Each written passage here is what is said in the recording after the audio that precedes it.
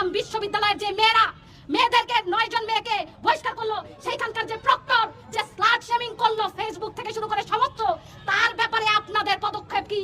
এইটা বাংলাদেশের মানুষ জানতে চায়। আমরা বলতে চাই এটা মুখস্থ কোনো কথা না।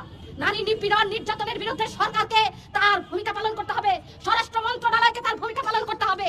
সেজন্য আমরা বলতে চাই যে এই ব্যর্থতার দায়ভার নিয়ে অবিলম্বে এই জাহাঙ্গীরকে পদত্যাগ করতে হবে। আমরা বলতে চাই একই সাথে বাংলাদেশের প্রত্যেকটি জায়গায় সরকারিভাবে আমরা সেই জিরো টলারেন্স দেখতে চাই। নারী যেন নির্যাতিত না হয় সেইটার জন্য আপনারা পদক্ষেপ গ্রহণ করুন, যাতে সেই পদক্ষেপ দেখে অন্য কেউ আর সাহস না করে। কারণ এরা জানে যে ধর্ষকরা জানে তারা ঘটনার পর তারাও জামিন পেয়ে যাবে। তারা জানে তাদের বিচার হবে না।